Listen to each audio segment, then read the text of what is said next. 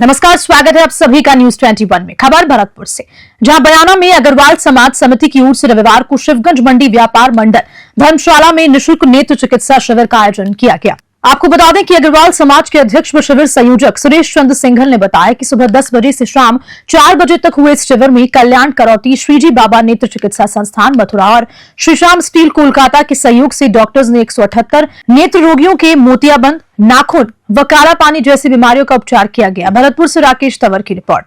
Hanumangarh junction नई धान मंडी में चल रही श्रीमद् भागवत कथा ज्योतिष एवं वास्तु शास्त्र समागम के रविवार को कथावाचक पंडित संतोष उपाध्याय ने राजा परीक्षित और शुक्रदेव महाराज संवाद की विस्तार से कथा सुनाई। इस दौरान सूरतगढ़ से दीपिका मिगनानी ने अब लेना देना क्या जहान से दिल लगा लिया खाटू वाले से भजन गाकर श्रद्धालुओं को नाचने पर मजबूर कर दिया। उन्होंने बताया कि राजा परीक्षित ने आत्म कल्याण के लिए शुक्रदेव जी के 2 महत्वपूर्ण प्रश्न किए थे।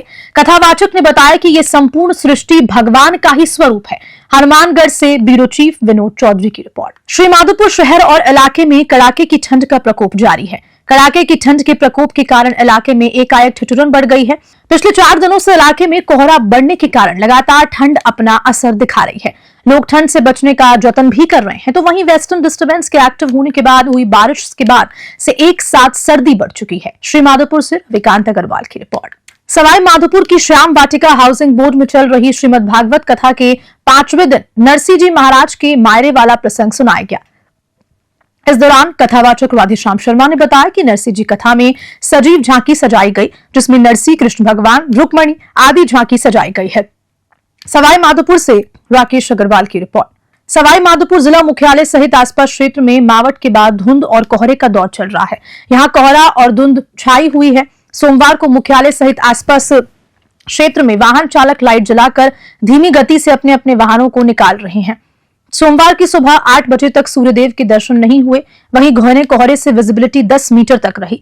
इस दौरान सवाई माधोपुर में वेस्टर्न डिस्टर्बेंस से मौसम में बदलाव देखने को मिला। सुबह भी आसमान में बादल छाए रहे। वहीं पिछले 24 घंटों में न्यूनतम तापमान में 4 डिग्री की गिरावट आई। सवाई माधोपुर से राकेश अग्रवाल की रिपोर्ट। शहरी वेलफेयर सोसाइटी के संयुक्त तत्वावधान में मुस्लिम समाज का 12वां सामूहिक विवाह 29 दिसंबर रविवार को निसार हाली उच्च माध्यमिक विद्यालय डूंगरपुर में आयोजित किया गया। सामूहिक विवाह शहर काजी मौलाना अतहर जमाली ने शहादत में दुआ की और जिसमें 34 जोड़ों में साथ निकाह कबूल किया। इस अवसर पर बांसवाड़ा डूंगरपुर सांसद राजकुमार रोत ने संबोधित करते हुए सभी दूल्हा दुल्हनों को मुबारकबाद पेश की व अल्पसंख्यक छात्रावास बनाने को लेकर आह्वान भी किया। शहरी वेलफेयर सोसाइटी के सदर अकील खान व संरक्षक यूसुफ मलिक ने क्या कुछ बताया, देखिए डूंगरपुर से सादिक अली की इस रिपोर्ट में। 2012 से शुरुआत की थी और स्टार्टिंग 9 जुड़ों से शुरुआत की थी। इसके बाद फिर दर बदर आगे बढ़ते गए तो आज 34 जोड़ों ने हिस्सा लिया है, जिसमें गुजरात, पाली, बांसवाड़ा, उदयपुर और डूंगरपुर के जोड़ों ने हिस्सा लिया है। आगे भी इंशाल्लाह हमारा काम ऐसे ही चलता रहेगा इंशाल्लाह। एक जानकारी मिली है कि आलिमा और हाफिज भी अल्हम्दुलिल्लाह। इसकी वजह ये भी है कि हम इसको बहुत अच्छे से मैनेज करते हैं। हम ऐसे मैनेज करते ही नहीं है कि जिससे कि किसी को लगे कि गरीब की शादी है। हम एक शाही शादी की तरह इसका यूज़ करते हैं और ये आपके सामने ही है। पंडाल वगैरह बने हुए हैं, हम घोड़ों पे बैठा के लाए। आज 34 जोड़े थे, फिर भी हमने 34 घोड़ों की हमने इस डूंगरपुर के अंदर व्यवस्था करी और उनको घोड़ों पर बैठा के लेके आए। हाफिज जो होते हैं उनकी जो मेहनत है, एक IAS अफसर की जो मेहनत करता है उससे भी दुगुनी मेहनत से कुरान हाफिज बनते हैं। और इस हमारी खुशकिस्मती है कि वो यहाँ पर दूल्हा और दुल्हन दोनों यहाँ पर एक जोड़ा ये हमारी शादी में शरीक है। आज आपका एक कार्यक्रम, अगले साल भी हम लोग इससे बढ़िया करने की कोशिश करेंगे। लोगों में हमारा जो मैसेज है पिछले 12 साल से वो यही है कि फिजूल खर्ची रुक जाए और समय भी, वक्त भी इंसान का बच जाए और इस फिजूल खर्ची को रोक करके, बचा करके वो अपने बच्चों की तालीम और अपने रोजगार पर खर्च करें। इसके अलावा शादी सम्मेलन के अलावा और क्या करने का इरादा है? कमेटी इसके अलावा भी कई काम करती रही है पहले भी। जैसे कोरोना काल के अंदर भी कमेटी ने कई लोगों को राशन किट वगैरह और जो अपने प्रशासन में लगे हुए पुलिसकर्मी जो थे उनकी भी हमने जो भी हम कर सकते थे चाय वगैरह का इंतज़ाम, वो जहाँ पर भी वो लोग होते थे हमने स्कूटी पर अपना चाय का वो लेकर के उनको सेवा भी की, खिदमत का काम भी करते। श्रीगंगानगर में तापमान में 4 डिग्री सेल्सियस की गिरावट का असर सोमवार को नजर आया। रविवार को पूरा दिन कोहरे के असर के बाद रात को चली हवा से कोहरा तो कम हुआ, लेकिन सर्दी का असर तेज हुआ। शनिवार को जहां न्यूनतम तापमान 10.5 डिग्री सेल्सियस था, तो वहीं रविवार को ये तापमान 6.4 डिग्री सेल्सियस दर्ज किया, यानी कि तापमान में 4.1 डिग्री सेल्सियस की कमी आई। आज दिन की शुरुआत से तेज सर्दी से लोग परेशान होते दिखे। कामकाज की तलाश में निकले लोग सुबह सड़कों किनारे अलाव तापते रहे। वहीं स्टूडेंट्स ठिठुरते हुए कोचिंग सेंटर्स पर पहुंचे। शहर में विजिबिलिटी क्लियर थी। सर्दी के चलते सोमवार सुबह दूध और सब्जी बेचने निकले लोग बचाव के पूरे इंतजाम किए नजर आए। वहीं अगले 5 दिनों तक तेज सर्दी की संभावना जताई जा रही है। श्रीगंगानगर से कृष्ण आसेरी की रिपोर्ट। पुष्कर स्थित उदयराम मेमोरियल स्कूल का त्रैवार्षिक एनुअल फंक्शन गुर्जर भवन में आयोजित किया गया। स्कूल के छात्र छात्राओं ने नाट्य माध्यम से शानदार प्रस्तुतियां प्रस्तुत की। छात्र छात्राओं ने एंड्रॉयड फोन से होने वाले दुष्प्रभाव और पेरेंट्स और बच्चों के बीच बढ़ते तनाव को बखूबी ड्रामे के साथ माध्यम से एक से बढ़कर एक एक्ट प्रस्तुत की। स्कूल के डायरेक्टर व फाउंडर निर्मल चौधरी ने इस मौके पर क्या कुछ कहा, देखिए पुष्कर से सीताराम गहलोत की रिपोर्ट में। हम हर 3 साल में एक बार एनुअल प्रोग्राम करवाते हैं, बट उसका हमारा उद्देश्य ये होता है कि हम इसके एनुअल प्रोग्राम के माध्यम से समाज में कोई ना कोई नया संदेश दें। इस बार की जो थीम थी वो थी कल के लिए, तो इसमें security, save humanity, save life और सेव अर्थ। कल के लिए मतलब ये सबके लिए संदेश है जो आजकल बच्चे अपने मार्ग से भटक रहे हैं। व्यवस्था बिगाड़े, आराम से इतनी देर रुके, 2 मिनट रुको ना।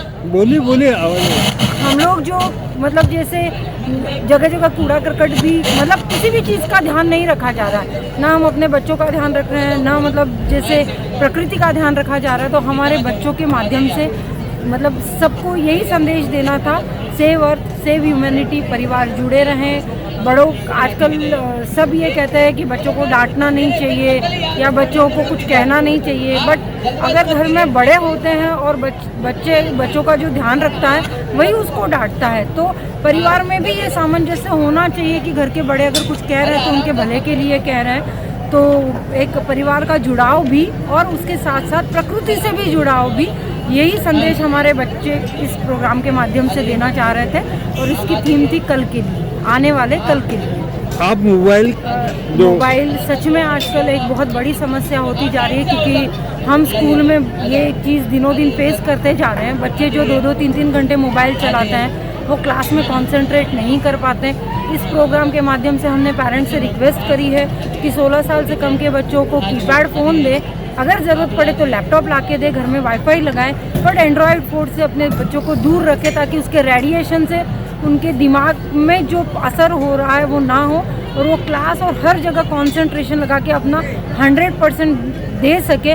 बस यही उद्देश्य है कि हमारे भारत का भविष्य हो। लास्ट की थीम थी अर्थ को लेकर, उसका क्या संदेश? हमारी अर्थ जो है, हमारी सृष्टि, पूरा ब्रह्मांड जो है ये पंचतत्वों से बना हुआ है। उसी प्रकार हमारा शरीर है।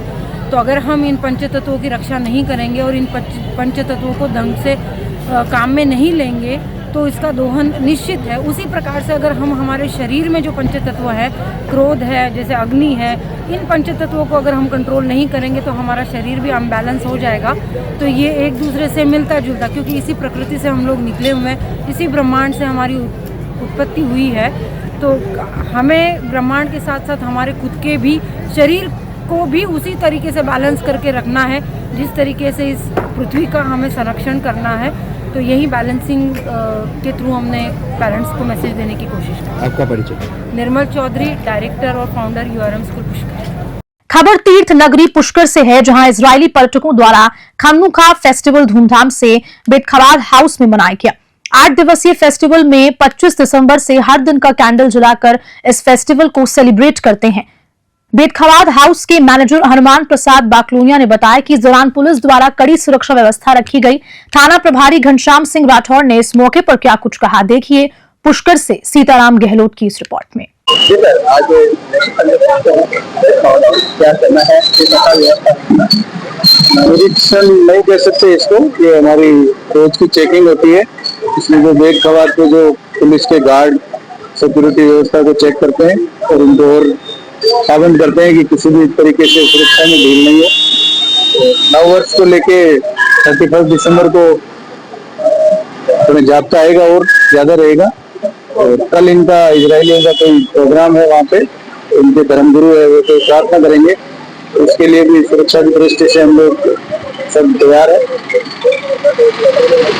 This is Chabad House of Israel in Gush Town, and now this day as a holiday to Jewish people is say the main holiday is Hanukkah, and I light candle and make do a light in all the world. Okay, I want to say special thank you for police. This police is do security in Chabad House. Thank you so much. What's your name? My name is Schnell. Bikaner जिले के महाजन थाना क्षेत्र में युवक की हत्या के मामले में पुलिस ने बड़ी सफलता हासिल करते हुए एक आरोपी को गिरफ्तार किया।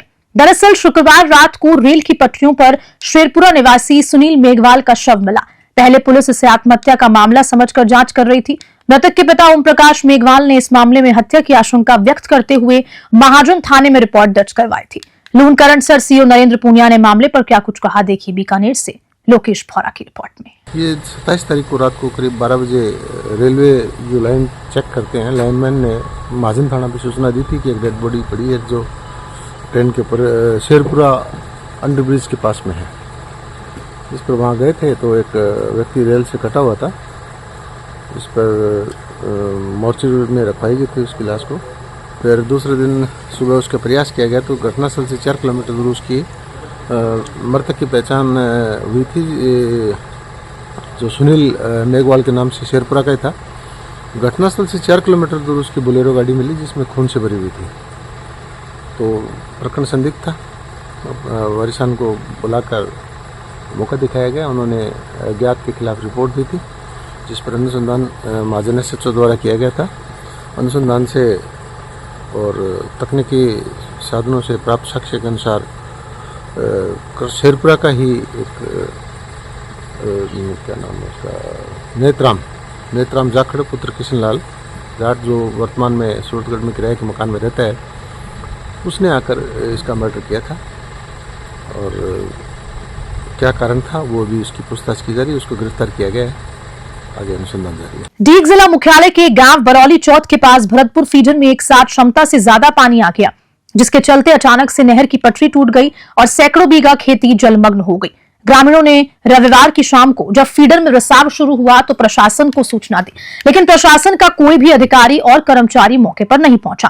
फिलहाल मौके पर भी बहज बरौली और दादू नगला के ग्रामीण मौजूद हैं, जो अपने स्तर पर पानी के बहाव को रोकने की कोशिश में हैं। ग्रामीणों ने बताया कि उन्हें प्रशासन की तरफ से कोई भी सहायता नहीं मिल रही है। प्रशासनिक अधिकारी एक दूसरे के ऊपर जिम्मेदारियां टाल रहे हैं। फिलहाल ग्रामीणों ने अपनी तरफ से ही मौके पर जेसीबी बुलवाई है, मगर पानी का बहाव इतना तेज है कि जैसे ही ग्रामीण मिट्टी के कट्टे और जेसीबी मिट्टी डालते हैं तो तुरंत पानी का प्रेशर अपने साथ बहा ले जाता है। डीग से पंकज शर्मा की रिपोर्ट। डीग जिले के पहाड़ी कस्बे में कुछ दबंग लोगों ने वाल्मीकि समाज के एक व्यक्ति की जमीन पर कब्जा कर लिया।